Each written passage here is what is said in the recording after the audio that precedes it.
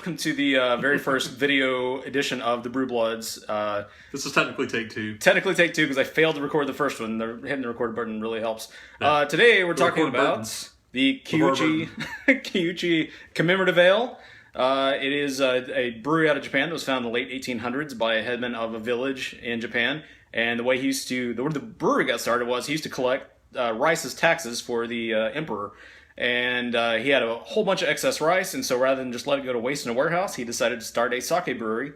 And then in the 1990s, the family decided they would expand into craft beer. If you want to hear more about that, brewbloods.net. That's right. You can find all the links to the audio podcast there, iTunes, RSS, Stitcher, etc. So this, just to give you a shot, it's a nice... now, I should say we poured this a few minutes ago, and the head is already dissipated. But as you can see, it's a nice reddish, orangish, muddy beer.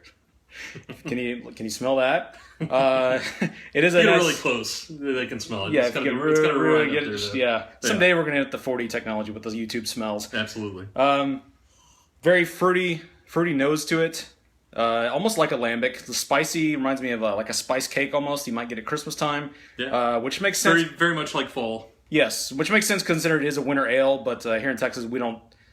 We got this one late. I think we got an early spring, but it's not a surprise when we get many Asian beers here. Mostly Central North America and Europe. Some California and some East Coast. Big distribution, of course. Yeah. So let's give it a taste real quick. I noticed like a strong bitterness up front. Spicy, a little spice, but a lot of bitter to it. I don't taste any bitter at all. Really? No. Slightly, but it's mostly like a fall pumpkin Oktoberfest type beer to me. That's kind of what it tastes like. I think your tongue is dead. Like, I don't know, Sam Adams Oktoberfest or something like that. It's a little reminiscent of that to me. I guess I could see that. It kind of reminds me of like a light Pumpkinator.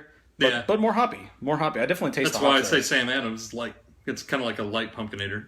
And I can't speak to the chill haze. I don't know if it's a chill haze or just a general haze. I don't know much about eisbock. Something I just found out about today.